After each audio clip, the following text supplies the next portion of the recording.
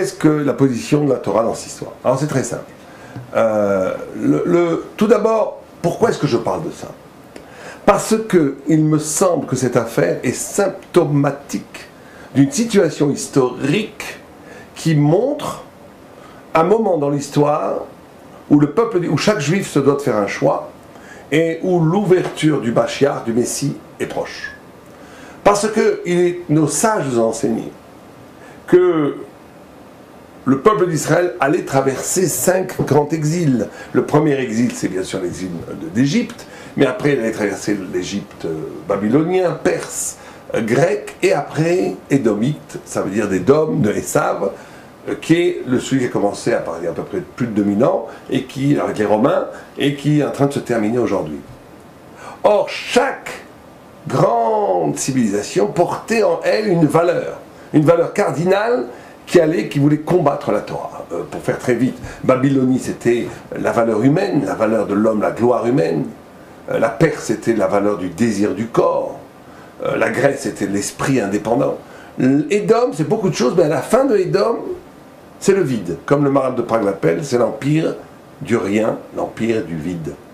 Or l'empire du vide a commencé à prendre forme véritablement comme vide idéologique, à partir du XVIIIe siècle, XIXe siècle, XXe siècle et maintenant, et ça s'est accéléré, c'était une courbe exponentielle, où on a systématiquement détruit des valeurs pour permettre une société mercantile, commerçante, où l'horizon basique, ce serait le désir, le plaisir, les vacances, le travail, l'argent, enfin, le neutre. Il ne faut pas croire que ces gens-là sont plus hybrides que d'autres, plus...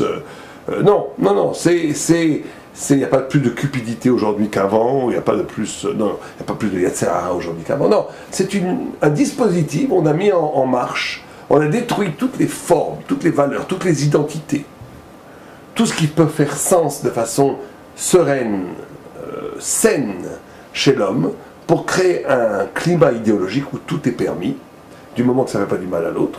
Et donc pour que tout soit permis, du moment que ça ne fait pas du mal à l'autre, il faut abattre les cloisons identitaires. Il n'y a plus d'hommes, il n'y a plus de femmes, mariage pour tous, il n'y a plus de noir, il n'y a plus de blanc, il n'y a plus de jaune, il n'y a plus de vert, il n'y a plus rien du tout. Il y a l'homme universel, abstrait, et chacun devient ce qu'il veut devenir. Ça, le paroxysme, ou plutôt le point de départ qui a radicalisé cette façon, cette image civilisationnelle de l'Occident, c'est les années 68, mais ça s'est bien sûr développé encore beaucoup plus radicalisé, sans l'aspect sympathique et révolutionnaire du flower power, des pouvoirs des fleurs. C'est devenu du commercial, tout est devenu commercial, tout est devenu vide, il n'y a plus rien. Il n'y a plus de profondeur mystique, plus de profondeur idéologique, on ne croit plus en rien. L'important, fiche-moi la paix, laisse-moi vivre, laisse-moi avoir ma télé, laisse-moi manger, dormir, jouir, faire de l'argent. Donc c'est le rien, c'est le vide.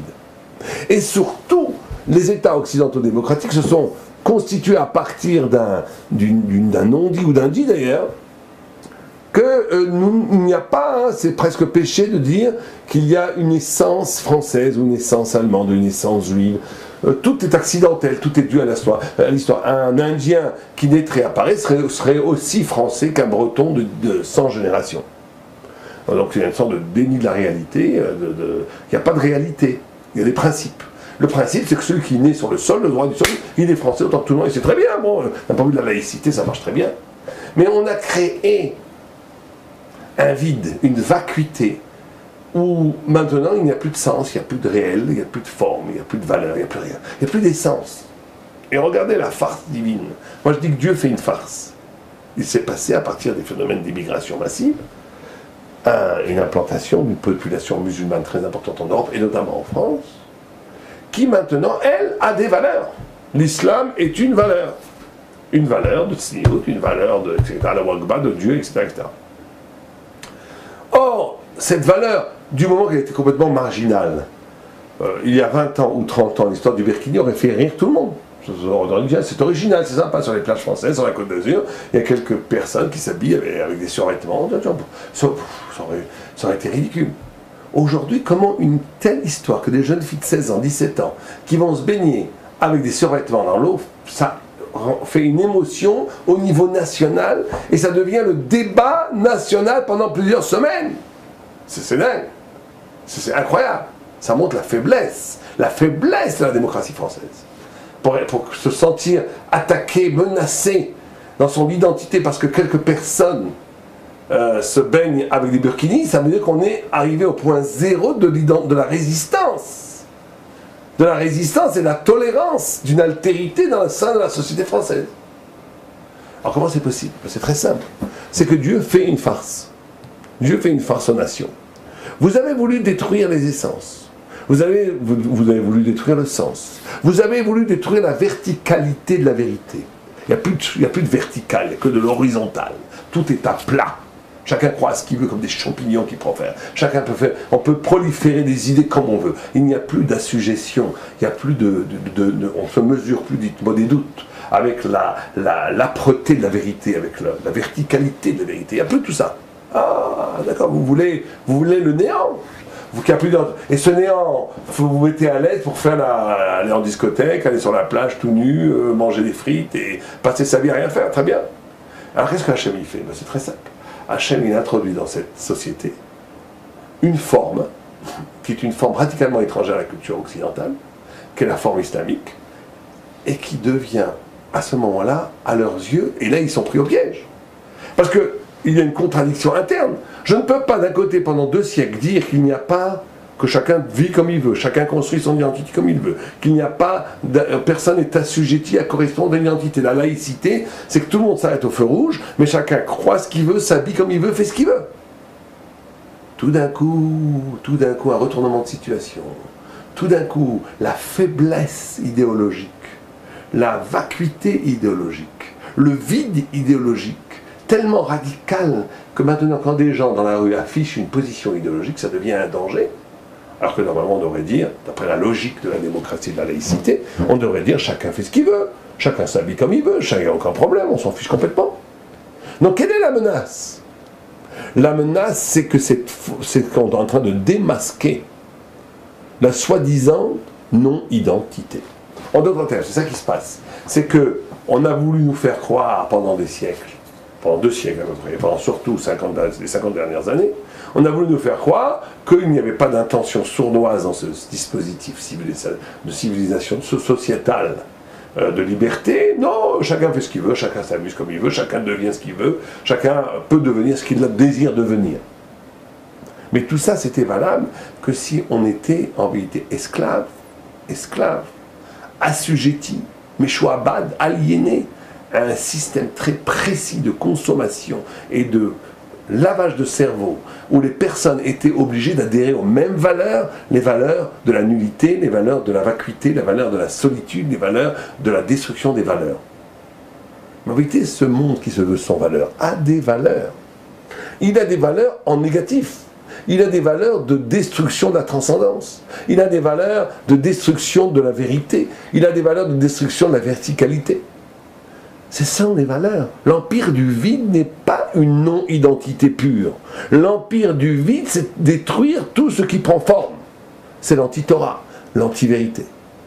Donc elles se sentent menacées par l'affirmation sociologique, politique d'une composante de sa société qui affirme une forme qui n'adhère pas à cette société de la consommation, à cette association de la débauche et de la société de la débauche et du laisser-aller.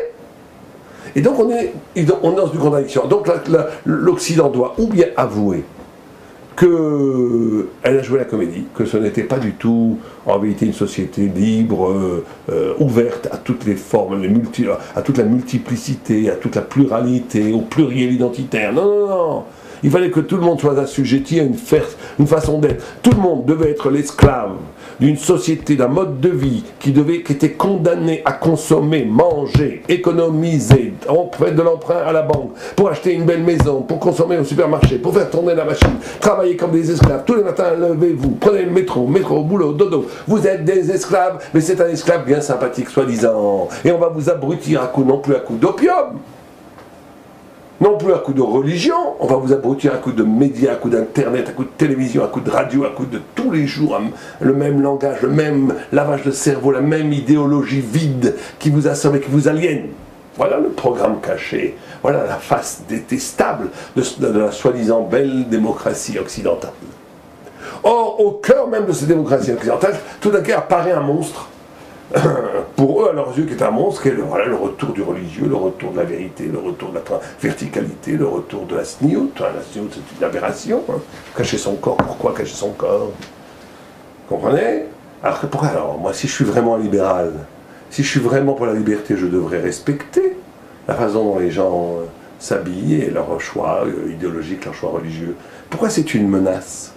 Si véritablement, si c'était honnête, cette façon de voir cette ouverture radicale et absolue à l'altérité, à la pluralité, à la liberté de chacun, aucun engagement vestimentaire, aucune expression de symbole religieux devrait être une menace.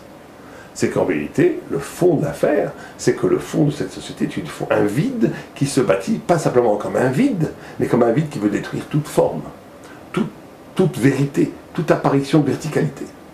Et donc on est dans un totalitarisme du modernisme, il y a une dérive totalitaire du modernisme, il y a une dérive absolument violente contre tout ce qui pourrait sortir du cadre dans lequel la société voudrait nous y mettre. Et c'est ce que fait aujourd'hui l'islam, et c'était prévu par la Torah.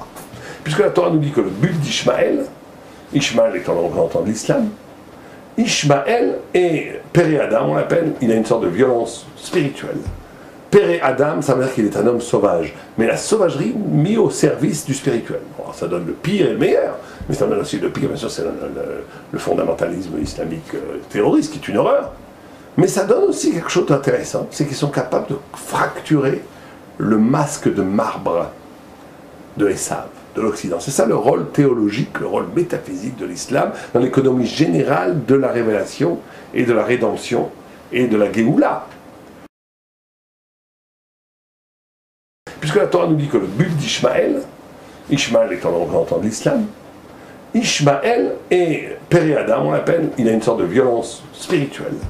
Péré Adam, ça veut dire qu'il est un homme sauvage, mais la sauvagerie mise au service du spirituel. Bon, ça donne le pire et le meilleur, mais ça donne aussi le pire, bien sûr, c'est le fondamentalisme islamique terroriste, qui est une horreur. Mais ça donne aussi quelque chose d'intéressant, c'est qu'ils sont capables de fracturer le masque de marbre de Esav. C'est que Ishmaël va être le marteau têtu, qui va casser le masque de marbre de Ésaü, pour laisser dans ses craquelures laisser passer la lumière du Messie. Donc là, quand le vide se bat pour préserver le vide, tant que le vide le laissait aller, bon, c'est déjà pas mal, c'est déjà l'annonce, puisqu'il est écrit qu'à la fin de Esav, ça sera l'empire du vide. Donc on est dans l'empire du vide depuis à peu près 2 siècles. Mais bon, ça laissait aller. Mais quand le vide maintenant se bat pour que le vide continue à exister et veut détruire tout ce qui apparaît comme non vide, c'est qu'on est à la fin du combat. C'est qu'on est vraiment tout près. Tout près maintenant. On est vraiment à l'heure du combat entre Ishmaël et Esav, où les craquelures de ce combat vont faire passer la lumière messianique, et où la Massie va arriver. Là, on n'est vraiment pas loin. On n'est vraiment pas loin. On est véritablement au moment où le Mashiach devrait arriver.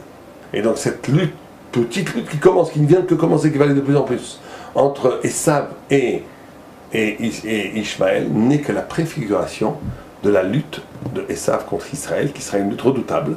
Et donc c'est évident qu'on s'oriente aujourd'hui vers un devenir, à moins qu'il y ait un miracle, hein, où on va nous interdire bientôt la Brit Mila, la circoncision, on va nous interdire la Shrita, on va nous interdire le port de la Kippa, on s'oriente de plus en plus. Il y a 2 solutions historiques. Hein.